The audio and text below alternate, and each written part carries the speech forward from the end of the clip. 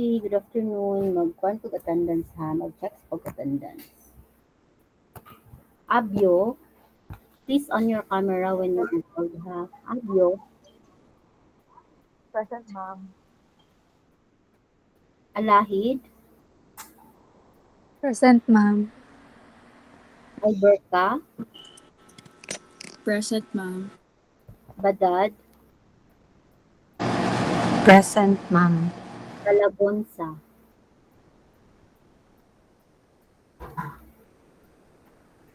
Balagonza, Balansag, Present, ma'am.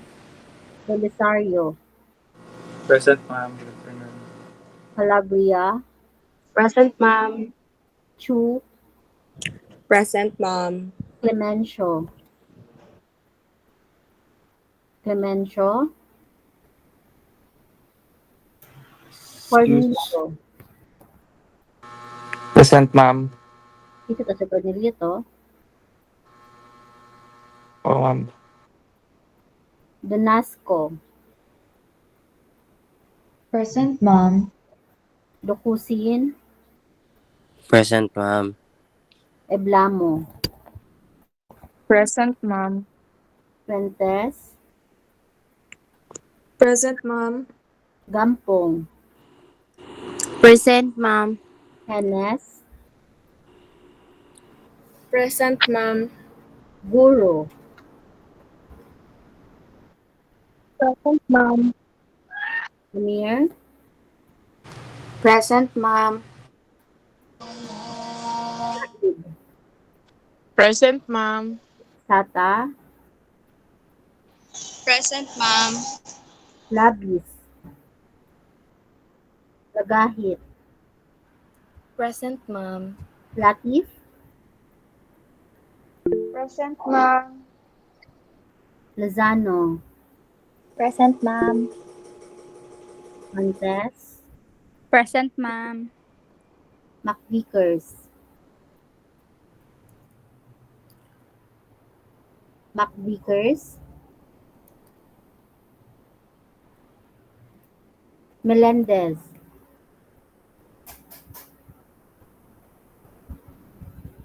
Melendez, please say something if you are present.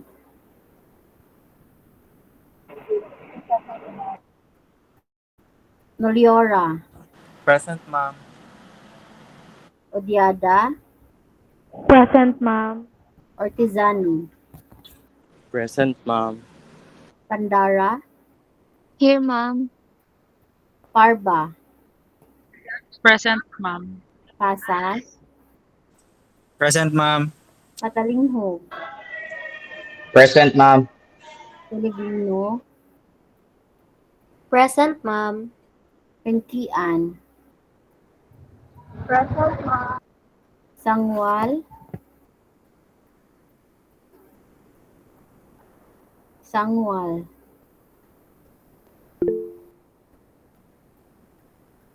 wala Sangwal, Santillan, Santillan, Saison, Present, ma'am. Sikalan, Present, ma'am. Tan, Present, ma'am. Tumawis, Present, ma'am. Tres. Present, ma'am. Okay, so wala si Excuse me, ma'am. sa Clemencio. Yes, kasi to. Malagunsa, ma'am, present. So wala si Clemencio, McVickers, Sangwal, Santillan. Okay? Okay, let's start. So for this afternoon, we will discuss about tablets.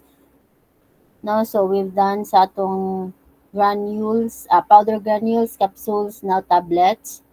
So there are different types of tablets, no? So the compressed tablets, which are the most common, kaning nga tablets kanang kasagaran nato ginainom, the multiple compressed tablets, the sugar coated tablets, film coated tablets, gelatin-coated tablets, enteric-coated tablets, buccal and sublingual tablets, chewable, effervescent tablet, tablet titrate, and hypodermic tablets. So these tablets are all kana siyang, I mean, not all these tablets ginainom siya orally. Okay, so which among these tablet ang dili ginainom?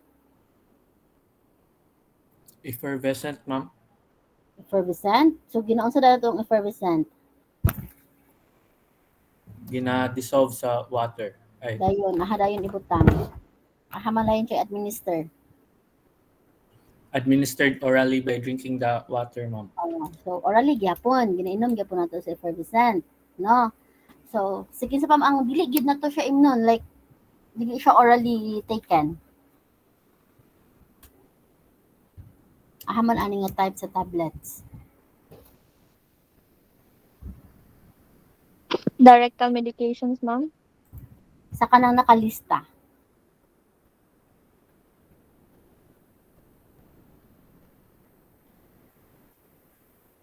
Hypodermic tablets, ma'am. Yeah, the hypodermic tablets, no? And then there are others put on the vaginal tablets, no? Dili po to pwede ikuan. Sa word pa lang niya, no? Vaginal tablets. So there are also extended release tablets, rapidly disintegrating tablets, and immediate release tablets. So your tablets are classified or kanang categorize siya. First is how they were compressed, how they are compressed. So natay compressed, natay multiple, natay molded. So meaning ato silang categorized based on the force nga gigamit para mahimo silang tablet. Okay? Then naapoy tablets na categorized based on their coatings. Naatay sugar coated, naatay film coated, gelatin enteric coated based on their kana siyang characteristic or ilang mechanism on how they release their active ingredients. So naapod tay kanang category sa tuang or type sa tong tablets classified according to their release, na ata immediate, na ata rapidly, na ata extended release. So mo to yung mga categories sa tong mga tablets. Okay? And then your compressed tablets, no, they are your tablets containing your active pharmaceutical ingredients and then pharmaceutical excipients. So different types of tablets, there are different pharmaceutical excipients nga ginagamit. Not all nga ma-apply sa imong compressed tablet nga mga excipients applied po siya sa chewable, applied siya sa enteric-coated. So, depende on sa klase nga tablet, ang imuhang desired na buhaton ang imong pharmaceutical ingredients na isagol. For example, sa compressed tablets, so dapat naakay diluents or fillers, naakay binders or adhesives, naakay disintegrants, naakay anti-adherents or lubricants, no? And then optional line if you want to add some flavor or colorants. So those diluents, binders, disintegrants, and anti-adherents, they are the basic component or pharmaceutical ingredients of your compressed tablets. That is not necessarily present sa other type of tablet. Okay? So your multiple compressed tablets, so from the word itself na multiple, they are types of tablet depende kung giunsa sila pag mold into a tablet. So there are more than single compression, no? So if you can see, have you seen your Alaxan? I think the Alaxan FR na siya double layer. Is it not the FR, the tablet? Di ba murag, sa color sa tablet, murag green and white, man ata na siya nga naka-separate sila. So that's an example of multiple compressed tablet. So naa siya multiple layers. Okay, and then there are also tablets na I think that's the example is found in your book nga katong tablets within tablet. Okay? Ang tablet naa siya sulod nga tablet sa sulod. Okay? And there is a core and a shell. So ang katong core mo to nasa sulod and then the outside one is the shell. And these compressed tablets are separated or ma-distinguish nimo nga sila nga na-separate sila kay some of the manufacturers they use different colors no sa kada layer. And then there are reason nga nung gina-layer na sila. Okay, because maybe the one reason for that is dili compatible ang imuhang duha ka buok nga ingredients, the active ingredients. Okay, hindi mo sila pwede i-mix in one compressed tablet. Okay? And for your sugar-coated, no, your sugar-coated are, mostly they are colored. Mostly, no, pero naika po yung mga uncolored and they are coated with soluble coatings, no, and they quick dissolving coating. And then the reason nga, no, ato siyang sugar coat to protect the enclosed drug from the environment and then to mask objectionable taste or odor. Because there are tablets na maski a short period of time nga imong ibutang sa imuhang tang is very pait gid kay siya. So, mo nang gibuhat ang mga coated, no, nga tablet, especially the coating. Then, syempre, enhance ang appearance kay if nakakita mo, kasi kita sa inyo, sugar-coated na tablet, kanang potency. Sugar-coated ng potency. Very good, no? So, di ba makita nimo kuan siya, sinaw, no? Sinaw siya, tsada siya tanawon. So, it can enhance the appearance po sa imuhang tablet. However, the disadvantage kung naa kay sugar coating, there are kanang time and expertise na kanang barrier no in the process of coating, and then the increase in size gihapon and weight because the sugar may add to the kana siyang bulkiness of the tablet and also in the weight nga magkuan pud siya, mahal pud ang shipping syempre kung bugat imuhang kanang product, and it may also affect the cost of the product. Mas mahal gyud i-compare nimo ang uncoated tablets sa coated tablets, mas mahal ang mga na-coat na tablets. Okay? So, mga about 50% sa ilahang weight and bulk, no? Silang kadakon, silang kabugaton ma-add. Imagine that if ang imuhang tablet nag-weigh lang untag 1 milligram pero naduwagan siyang 0.5. So, if naakay hundreds, pila nang ma-add sa imuhang cost sa imong shipping. So, that's a disadvantage. Pero, noon dili gid ka makalasa og something unpleasant na taste, especially sa kanang mga bata na very sensitive ang mga tang. So sa film coated naman, they are compressed tablet coated with polymer, no, they are skin like films, and advantage siya over sugar coated because they are more durable, less bulky, no, mas dili siya maka-add og weight unlike sa imong sugar coated na 50% of the total weight ang ma-add. Ang imong film coated, it cannot add that much sa imong bulk, no, and then less time consuming to apply. So this film coated, no, designed to rupture and expose the core tablet at desired location. And there are also gelatin coated, no, they are capsule shaped na compressed tablets. So, mga about 1/3 siya mas gamay sa capsule para mas dali siya tunlon. And this gelatin coated, kani siya nung maglisod sila tulon bitaw ka mamilit. Di ba na have you heard of people na dili sila ganahan mag-inom og kanang mga solid oral dosage form because they cannot swallow. Kay mamilit daw sa ilahang ilahang tutunlan. So, these gelatin coated are designed for those kana siyang patient kay syempre na dili man tanan na ay liquid dosage form. So kani gihimo siya kay para mas dali lang siya i-swallow. And then when the gelatin, remember when the gelatin ma-wet, mas mag-slide lang siya. Dili siya mamilit sa imuhang tutunlan. And they are more tamper evident. Okay, the gelatin coated na mga tablets. And then we also have the enteric, no, mas common ni siya, no, or I mean mas familiar ni siya sa inyo ang enteric coated. So they are designed to have a delayed release, no, then ahaman ni siya design nga mag-release sa iyahang drug product, the enteric coated. They are designed to release their active ingredients where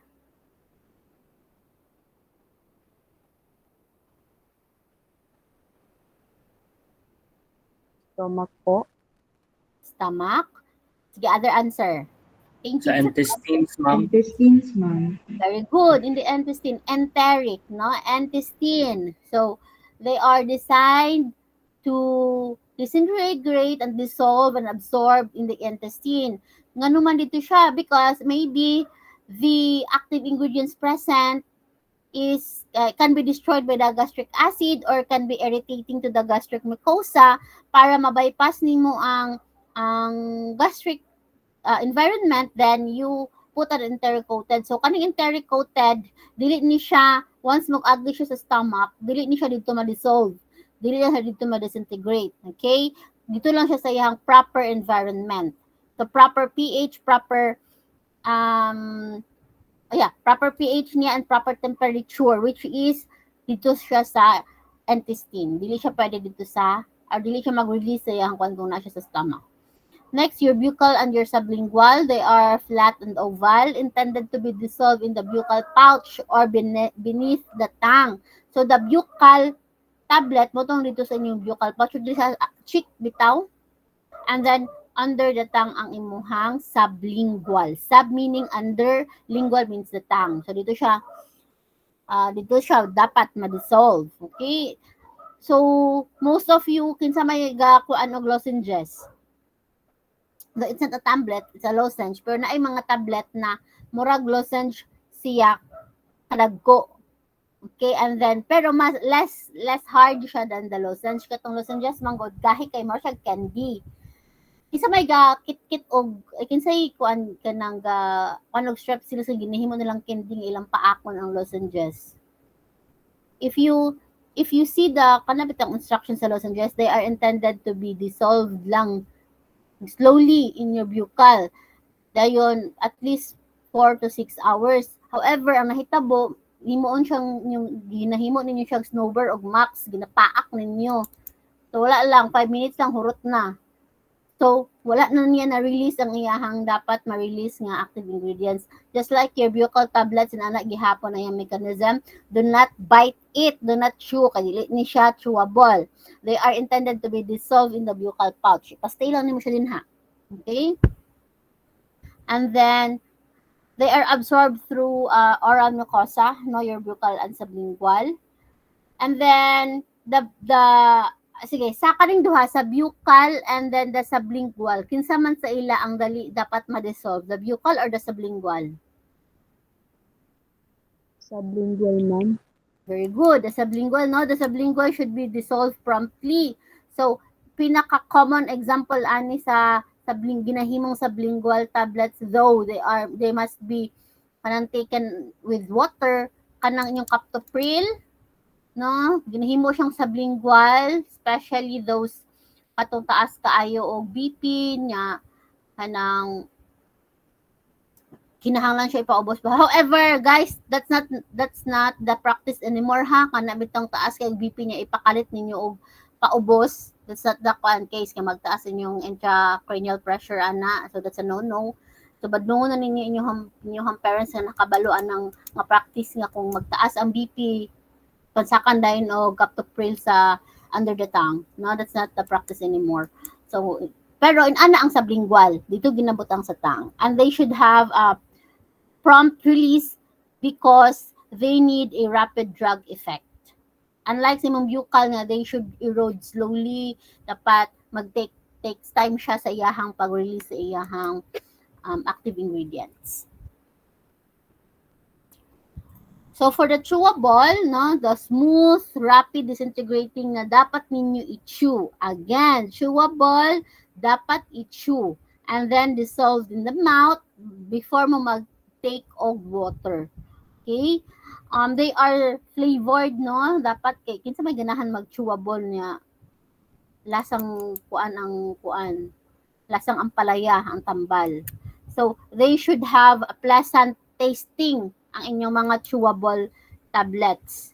And then, administration of large tablets to children and adults nga naay difficulty swallowing, they are kanang ginatagaan og chewable tablets. Okay? Kanang kinsa may dagaton diri, you know what's dagaton? Ito dagaton sa kuan gani. Basta ka nang malipong kung magkuan na ay sa tawag na motion sickness ba kung kanabitang magsakay sakyanan anan niya magsuka. So di ba kuan tagaan sila og kanang Bonamine, di ba? Familiar mo Bonamine? Apa ba nasa inyo ron? Yes, oh. So the Bonamine is the chewable. Ang inapod mo na I think naapod chewable na potency or gadamgo lang ko. Basta na mga chewable no, most vitamins mga vitamins sa mga bata chewable na sila.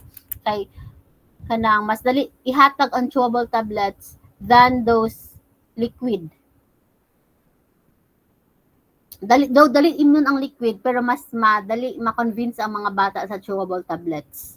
Kaya they taste like bubble gum, mga inana. Then sometimes ang oral liquid preparation na ay mga aftertaste. Pag makatilaw sila sunod di na nila ganahan, di sila ganahan. Tumasalinon ang mga chewable. Katong mga bata nga naay ngipon na ha, ang magkuan og chewable, isud sa tagaan ninyo tong mga wa pa ngipon, wa tong mga babies kaayo. So these chewable tablets are intended for kids nga can chew.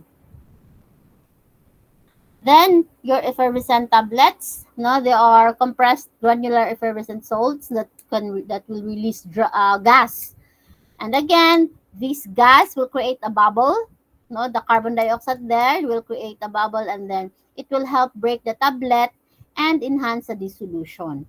So dili lang wala lang siya kanang the bubbles there na siya purpose, no? The bubbles will make your tablet breaks easily to enhance the dissolution. Then next is your molded tablets, no? Example, your tablet triturate. These molded tablets, unlike the compressed, ang molded, lang siya light pressure gi-apply to make a mold, para lang maporma siya. Pero they are very soft, no? Soft sila than your compressed tablet. Okay? So your example, yung mga tablet triturate, no? They are small, cylindrical, and then these tablet triturate, they contain small amount of potent drugs. Then readily and completely soluble in water. Naa sila ilang kasagara nga diluent. Again, la kasagara diluent, the usual diluent nga ilang ginabutang is the sucrose and lactose. Example is your sublingual na nitroglycerin. So nitroglycerin is a tablet or a medication for angina. Okay? Yan ang mga chest pain. So they are very soft, very soluble compared sa inyong mga compressed tablets. Next, the hypodermic tablet. So tama no, these are for extemporaneous preparation of parenteral solution. So these tablets nowadays are no longer existing. Nakay ni siya ginagamit unless na lang siguro og katong mga karaan kay nga mga doctors no nga kani magud ginagamit mo guni siya sa unang kay lisod kaayo ang pagdala-dala og mga mga kuan sa tawag na mga vials, mga ampules, labi sa mga gira sa una kay dali mabuak. So ang ginabuhat nila is naghimo silang tablet na intended to be dissolved na ma-dissolve siya sa sterile na solvent, then mo to i-inject nila. However, the concern there is how to assure the sterility. Remember, imo ba ni siyang i-inject directly sa imong systemic circulation and it should be free from any pathogens. So how can you sure nga katong tablets nga imong gitunaw dito wala siya na-expose sa everything, no? So pag open pa lang nimo daan sa tablet, exposed na siya. So karon wa na ni ginagamit due to that kana siyang issue, ang sterility na issue. Pero convenient gid kayo siya kay syempre dili na ka mabala kang buak imuhang vials or ang imuhang ampules no for traveling doctor ka ana. So magdala lang kag tablet na lang kay imong solvent diha, imo dayon siyang i-inject. Di ka mabala ka nga masayang ang imuhang kuan, ang imong tambal. Pero katulad yun, the problem is the sterility. How to assure nga sterile kay mong gi-prepare. So next is the dispensing tablets. However, dispensing tablets is naa siya misuse siya because the dispensing tablets manggo, these tablets contains a large amount pure, again, pure, potent, or active drugs. So kaning mga dispensing tablet or correctly kana siyang termed as compounding tablets, kani siya dili ni siya nimo ginahatag like your paracetamol nga paghatag sa patient imnon diretsyo. No, these dispensing tablets or the compounding tablets or tablets nga iyang sulod pure gid siya na active ingredients, tanan active ingredients ang sulod. So kani siya ginahimo ni kani siya ang bali kanang ginabuak or gina for compounding. Meaning, for example, na ako dispensing tablet, mo ni siya ako ang dugmukon para maghimo ko og compressed tablet or molded tablets. Butangan na nako siya active ingredients nga mo akong i-dispense. So naa siya ma-misinterpret bitaw ang dispensing tablets kay kung maingon kang dispensing tablets, abi nimo muna na imong i-dispense, muna na imong ihatag directly to the patient. Pero no, gi-change siya into compounding tablets na term kay intended for compounding man siya. Kinahanglan man nimo siya buhatan into another tablet to be dispensed. Okay? They contain large amount of highly potent drug substance. So, sa isa nimo ka tablet nga compounding tablets baka himo pa ka og butang na to 100 ka buok ana nga kuan nga molded or compressed tablets nga mo gito intended nimong ihatag. Next is the immediate release tablets na designed to disintegrate and release medication na special rate controlling features. Most of the kanang paracetamol ang ginainom ninyo, no? Kanang biogesic, na those are immediate release tablets. Ang biogesic nimo kuan siya, aha siya na-categorize. Immediate release, molded tablet, compressed tablet. Coated ba ang biogesic or not? Sige, kasi nakadumdum nga nag-inom og biogesic. Coated ba sila or dili?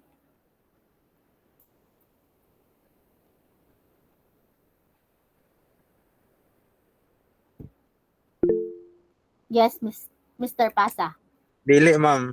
Dili. Very good, no? So, ahaman siya nabilang na category. Saan? Coated. Okay? So, muna siya ang kuan your tablet, yung isa ka tablet makategorize siya sa different types of tablet dosage form. Naapod tayo ginatawag nga rapidly disintegrating or dissolving tablets, no? They are rapidly dissolving because within 10 seconds to 1 minute, ma-dissolve na sila. Okay? So, they are designed or give to any patient who has difficulty in swallowing tablets, and they intended to be liquefied in the tongue before swallowing the liquid. Meaning, pagbutang nimo sa kuan sa tablet sa muhang baba, sa muhang tang, sa muhang dila, maliquefy siya, matunaw. And then, katong liquid nga na-produce mo to imuhang tunlon. Okay? And there are 2 techniques on how to make your rapidly disintegrating tablets.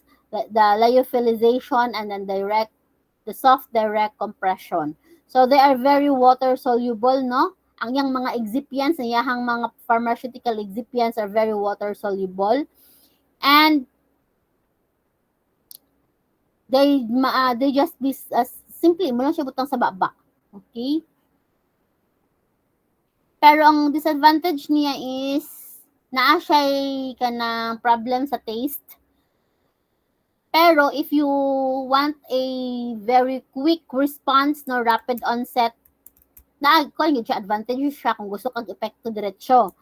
However, the taste lang is you have to endure that the taste kay dili ma-mask ang iyahang taste. Okay?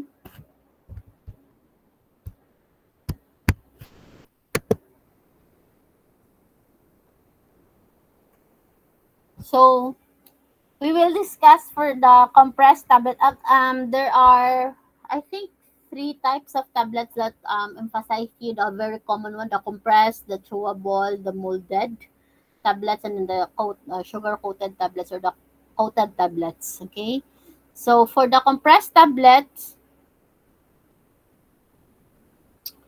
So diameter and shape determined by dye and punches, meaning ang shape sa imuhang o kadakon sa imuhang tablet nga gihimo gadepende sa iyahang punch or dye or kanang bitang hulmahan nga gigamit.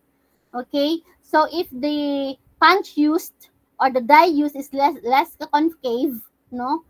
Then mas flat, no? Tanawa ko ng pinaka-first na tablet from the left.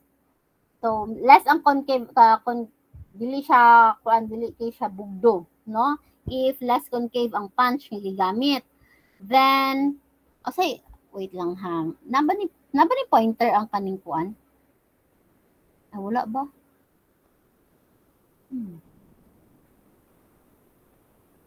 Anyways. So, ana siya, less concave, kanang sa first na image, no? And then, if more concave naman ang punch, more convex ang imong tablet. Then, if there are raised impressions, so there is a kana siyang flat, almost flat na impressions kung nag-imprint ka og kuan ug kana siyang ngalan lugar sa imong tablet, dili kung imo siyang gunitan, dili kayo siya ma-feel or dili nimo makuan ang impressions. Then if etching pod ang recess, no, then raised pod ang impression or monograms, ma-feel nimo. So may mga tablets ang naay mga mahikapan nimo ang iyahang mga prints. I can think of any tablets. Basta kana siya. So the dye and then the punch ka-determine siya sa diameter o shape sa imuhang tablet. Then there are quality standards and compendial requirements that must be followed, no, sa pagbuhat sa imong compressed tablets. So there are mga physical specification and quality standards such as the weight variation, content uniformity, thickness, hardness, disintegration, and dissolution. So these physical specification, no, naa sila specific standard na dapat ninyo ma-achieve or dapat ma-achieve sa isa ka tablet. Dili lang kay magbasa-basa kag buhat diya, gusto kag baga kaayo, gusto kag nipis kaayo, gusto kag gahi kaayo, no. Because those physical attributes of your tablets may affect sa iyahang activity. Okay? Iyahang physico-chemical activity. So for the tablet weight, no? So what determines the weight of the tablet? Ingon pa sa inyong book, it's the quantity of the fill or the diluents. Unsa kadaghanon sa imuhang diluents, mag-determine ang weight sa imuhang tablet. Okay? And aside from the fill or the diluents, remember that compressed tablets, unsa ganito mga basic gani nga kuan, ingredients or pharmaceutical excipients sa compressed tablets? Sa ito, 'di ba, na ay fillers or diluents? Na ay Binders, ma'am, or adhesives. Good. Disintegrants, lubricants. Thank you. So kana so remember, for example, ang imuhang active ingredients, ang katog yung paracetamol lang gyud. Wala pay other excipients, 0.1 micrograms lang siya, for example. Then mag-add pa ka og diluents, mag-add pa ka disintegrants, mag-add pa ka lubricants, mag-add pa ka og binders. So imong 0.1 nga paracetamol sa finished product nahimo na siyang wala na to 1 milligram, 1.5 milligram. So the bulk of the weight, no, comes from your additives, not from the active ingredient. Again, gikan sa imong mga excipients ang bulk of the weight sa imong product, not sa imuhang active ingredients. So, so muna siya sa tablet weight and USP weight variation test. Then for the content uniformity uses the USP method, the United States Pharmacopoeia method, where there are 10 dosage units individually assigned na ako if sa 100 pieces or 100 batches na paracetamol magkuha ko nag 10 ka buok. Ako siyang i-weigh isa-isa kanang 10. And then dapat ang weight sa imuhang kuan, sa imuhang active pharmaceutical ingredient sa kada tablet must range from 85% to 115. Again, at 85% to 115 if the label claimed. Meaning, if nag-claim kong ang active pharmaceutical ingredients ani akong tablet is 500 mg, dapat dili siya muubos sa 85 or di pud siya mutaas sa 115, no?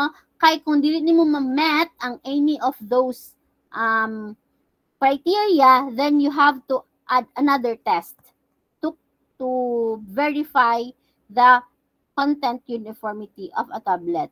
Meaning content uniformity dapat sa 100 ka batch pareha na sila nagsulod og 500 mg paracetamol. That's the content uniformity. Meaning, sa 100 ka buok tablet nga akong gibuhat, akong tan-awon kung 500 mg each ba sa tablet ang active pharmaceutical ingredients. Okay? Then, tablet thickness. Okay? Unsa kabagaon imong tablet? So, the diameter of the die, amount of fill, compaction characteristic of the material, force pressure applied, determines the thickness. Again, unsay mag-determine sa kabagaon sa imong tablet? Syempre, the diameter of the die. Unsa kadaka ang imuhang kuan, kanang imuhang hulmahan. Amount of fill, unsa kadaghan imong ibutang. The characteristic of compaction, meaning if the powder ba nga akong gigamit kana siyang good for compaction, meaning kung akong butangan og force, compacted ba siya kay kung mas compact siya, mas kuan siya kanang unsa tawag na kanang mas baga or mas nipis. Kung mas compact ang imuhang tablet, ay imuhang powders nga gigamit.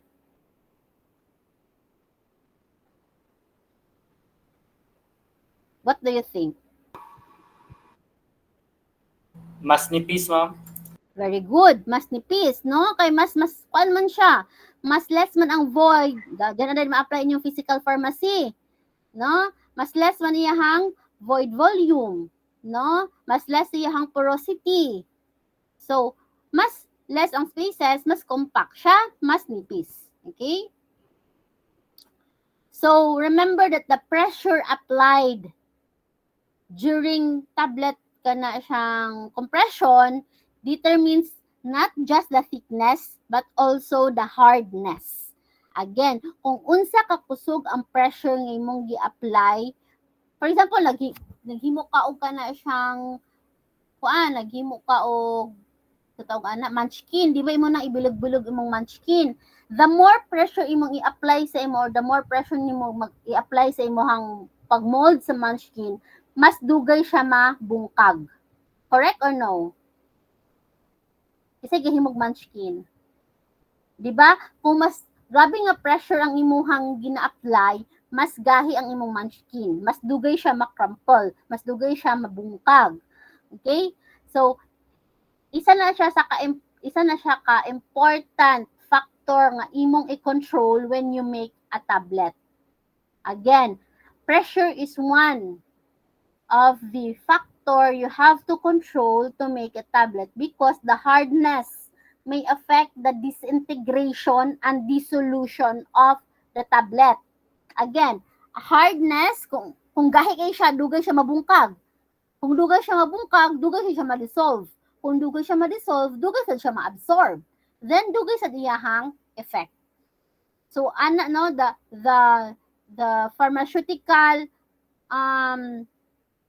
excipient and then the method of manufacturing really affects the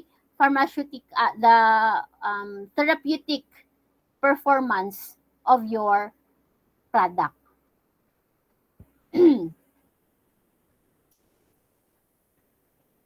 And also, tablet press uses kuan siya kanang naa siya standard na kuan requirement or minimum requirement sa isa ka tablet ha, sa compressed tablet. We're talking about compressed tablet here ha. We're not talking about chewable, molded. We're talking about the compressed tablet. So the minimum requirement of force para sa compressed tablet is 4 kilograms na force. Again, 4 kilograms na force ang imong minimum requirement to make a compressed tablet. So this 4 kilogram is sufficiently hard to resist breaking and sufficiently soft para po siya ma-disintegrate. Again, the 4 kilogram force is enough para mag-resist siya breaking, meaning dili siya dali mabungkag, pero humok po sad siya ma-disintegrate. Okay? And then there are tests for tablet hardness, which is your friability, or not the hardness really, the friability unsa siya ka dali mabungkag ang imong tablet. So naatay friability test using your friabilator. If you visit the instrumentation room, naatay friabilator dadto. Isa ka book nakita nako. Okay? So this test tends to test the friability or tendency to crumble sa isa ka tablet. So how to use this friabilator? So nakay tablet lugar, and then i-weigh nimong tablet nimo nga gibuhat, i-weigh, and then imo dayon siyang ibutang sa friabilator. Mag-apply rin kang force. Pag-apply nimong force, imo dayong i-weigh again. So among buhaton una is i-weigh nimo ang tablet. Dayon, imo rin siya ibutang sa friabilator, mag-apply ka og force, no? Imo siyang wala nag force kana siyang butangan. Dayon, after imo na po siyang timbangon. So, ang net loss adto is mo to siya ang kuan. Mo to siya ang ang weight adto i-deduct lang nimo the weight before and then the weight after sa test. Then the maximum weight loss is not more than 1% sa imuhang before weight. Again, the acceptable maximum weight loss is not more than 1% of your before weight. Meaning, katong wa pa nimo siya gibutang sa friabilator. Only 1% ana. Okay, for example, naakay 10 milligram. Again, naakay 10 milligrams na tablet, pag weigh nimo na kay 10 mg. So pila man ang 1% sa 10 mg? So pila man ang 10? Sige, Mr. Pasa. 1, ma'am. So, sorry. 1% sa 10 mg is 1 what? 1, to? O sa may apelido ni 1? 1 kilogram? Milligram, ma'am. 1 milligram. So, complete ha. So, for example, na ako'y 10 milligrams na tablet before na ako gitest sa friabilator. Then, ako lang siya gibutang sa friabilator. Pag butang nako, pag buhay nako utro, nahimo siya og 8 milligram. Pasado or not? Dili, ma'am. Ha? Dili, ma'am. Dili na. Because more than 1% naman ang nawala sa iya ha. So, muna siya, no? So, you have, simple lang kayo iyahang mathematics na nga gi-apply. Just the, kuan lang, imo lang siya i-deduct. So, mura siya ang kuan, ang friabilator test. So, I think you must appreciate ninyo sa man-off ninyo na subject next year. When you siyang promoted na sa third year ninyo. Nasa yung man-off magod na different testing nyo na ID solution, disintegration test, and amazing lang siya. Exciting. Okay, next is the apparatus, no? Unsa man nga mga apparatus ang ginagamit sa disintegration, natay ginatawag nga basket and rack assembly sa disintegration. So ang kanisang sa kanisang na test kay na siya basket o rack, then kanang naada yun siya kuan, naa siya water. Kabantay mo anang kuan, kabantay mo nang magprito ang french fries gani. Gusto nga ng potato corner. Kabantay mo ana. Ano lang basket. And then ihulong nila sa kuan sa kanang oil. Mura ginana ang nawong sa kuan. Ana ang concept. Pero the catch lang ana is magtaas baba no, taas baba ang imuhang basket dito sa water sa katong or solvent nga naa dito sa ilalom. Okay, dili mo sa study. Okay? At least 29 to 32 cycles siya nga magtaas baba. No? Hulom tanggal ana siya per minute. So 29 to 32 cycles per minute. And then ang immersion fluid niya is mga at least nasa 37 degrees na water. Okay? So for nitroglycerin, no, nitroglycerin kito ibutang sa baba para ma-dissolve. Dapat sila ma-disintegrate within 2 minutes. And then for buccal naman, for buccal tablets, they must gonna dissolve within 4 hours.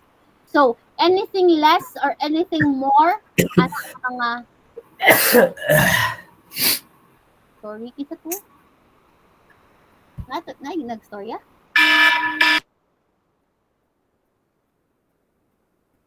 Excuse me, ma'am. Ako to, ma'am. Sorry, ma'am. Naka-on mic. Okay. Sige. So, ato no, again, nitroglycerin must disintegrate within 2 minutes and buccal is 4 hours, within 4 hours. Anything no nga beyond ana is not acceptable. For meaning, sige, kung na-disintegrate ang nitroglycerin tablets 5 minutes. What do you think ang factor nga nung na-disintegrate siya ana kadugay?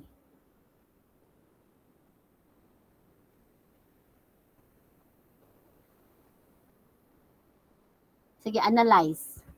So na ko yung nitroglycerin, ingon siya dinhi dapat daw 2 minutes na disintegrate na nabungkag na ang nitroglycerin nga tablet. However, abot pag 5 minutes wala pa nabungkag or ay pa siya nabungkag. Unsa ka mga factor naka-apekto sa disintegration rate sa ang kuan? Nganong na-prolong man ang pag-disintegrate or nadugay ang pagkuan disintegrate na delay? Adhesives, no? Ang Mga adhesives. I'm not sure. yes, isa no, nasubraan yung butang og mga adhesives, mga binders, unsa pa man.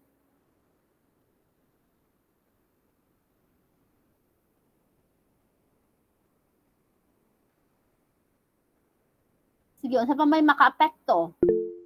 Yes, Miss Ang Lizelle? coat niya, ma'am, or capsule? We are talking about compressed or tablets, Miss. So we're not i-confuse sa capsule ha. Wala siya nagkuan. Tablet ni nitroglycerin, okay? So nakoy tablet nitroglycerin dapat daw kuno 2 minutes. So nga abot na lang 5 minutes wala pa siya nabungkag. So unsa ka nga mga factor ang kuan? Ay, the amount of pressure applied. Yes, the amount of pressure applied. Very good. No, the hardness. Di ba? Isa siya sa at maka-apekto. Okay, the hardness. Next is the dissolution. Okay, so your dissolution provides reasonable prediction, no? Correlation with in vivo bioavailability, solubility, and permeability. Okay, and there are 4 categories sa imuhang dissolution. The high solubility and high permeability. That's the category 1. Category 2, low solubility and high permeability. Then category 3, high solubility and low permeability. And category 4, low solubility and high permeability. Okay. So, this is the description. Category 1, dissolution rates lower than the gastric emptying time. The 2, dissolution may be rate limiting step for absorption. Then 3, permeability is the rate, meaning sa 2, again, low solubility, meaning dugay siya ma-dissolve, pero dali na siya ma-absorb. Okay? Sa 2, dugay siya ma-dissolve, dali na siya ma-absorb. Sa 3, dali lang siya ma-dissolve, pero dugay siya ma-absorb. Nagets ninyo? Ang 2, dissolution is low. Dugay siya na-dissolve because basin, very lipophilic ang imong kuan, ang imong tambal, very lipid-loving. Remember, sa dissolution, dapat water-loving ka. Ang imong tambal, lipid-loving man. So, dugay siya ma-dissolve. However, dali lang siya ma-absorb. Kay, remember, ang imuhang, sa tawag na, imuhang cells made up of many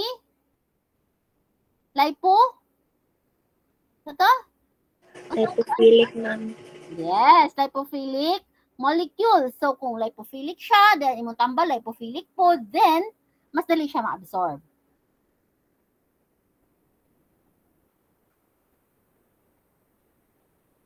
And this is the USP and non-USP dissolution apparatus. No, different apparatus na ginagamit sa pag-dissolve. So, just take a picture of it and then read. Then, how to manufacture your tablet. So, we have the wet granulation and then the dry granulation and the direct compression. So, these are the different, no? Sa wet granulation, mo ni ang process.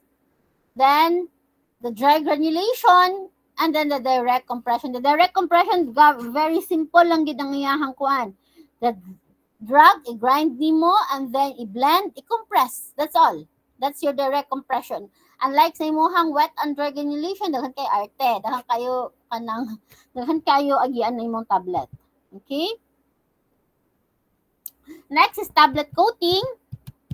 So for the tablet coating, naatay different types of tablet coats, no? The sugar coating, the film coating, enteric coating, fluid bed or air suspension coating, and compression coating. So sa sugar coating, naatay waterproof coating, naatay subcoating, so smoothing and final rounding and finishing and coloring. So these are the different tablet coats sa ato ang tablet.